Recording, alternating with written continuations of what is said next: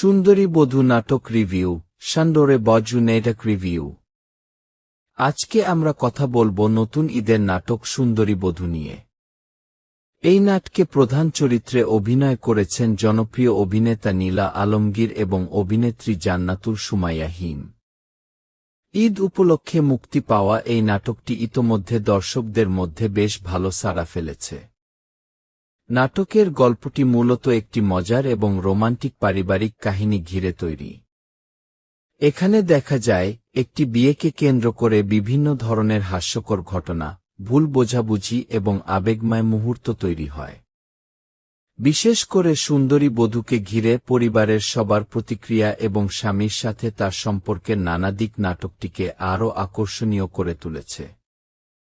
অভিনয়ের দিক থেকে বলতে গেলে নিলয় আলমগীর তার স্বাভাবিক অভিনয় দিয়ে চরিত্রটিকে খুব সুন্দরভাবে ফুটিয়ে তুলেছেন। অন্যদিকে হিমও তার অভিনয়ে অনেক প্রাণ এনে দিয়েছেন। তাদের দুজনের কেমিস্ট্রি দর্শকদের কাছে বেশ উপভোগ্য লাগবে। নাটকের সংলাপগুলো বেশ মজার এবং অনেক জায়গায় এমন কিছু দৃশ্য আছে যেগুলো দর্শকদের হাসাতে বাধ্য করবে। পাশাপাশি কিছু আবেগী মুহূর্ত রয়েছে যা গল্পটিকে আরও বাস্তবসম্মত করে তোলে। পরিচালনার দিক থেকেও নাটকটি বেশ গোছানো। গল্পের গতি খুব বেশি ধীর নয়, আবার তাড়াহুড়াও মনে হয় না। শুরু থেকে শেষ পর্যন্ত দর্শকদের আগ্রহ ধরে রাখার চেষ্টা করা হয়েছে। সব মিলিয়ে বলা যায়, ঈদের ছুটিতে পরিবার বা বন্ধুদের সাথে বসে উপভোগ করার মতো একটি সুন্দর নাটক হল সুন্দরী বধূ।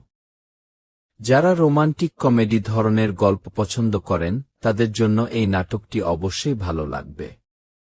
আপনি যদি এখনও নাটকটি না দেখে থাকেন তাহলে অবশ্যই দেখে নিতে পারেন এবং আপনাদের মতামত ও আপনাদের আকর্ষণীয় কী রকম লাগলো আমাদের জানাবেন। আর নাটকটি দেখে আপনার কেমন লেগেছে সেটাও কমেন্ট করে জানাতে ভুলবেন না।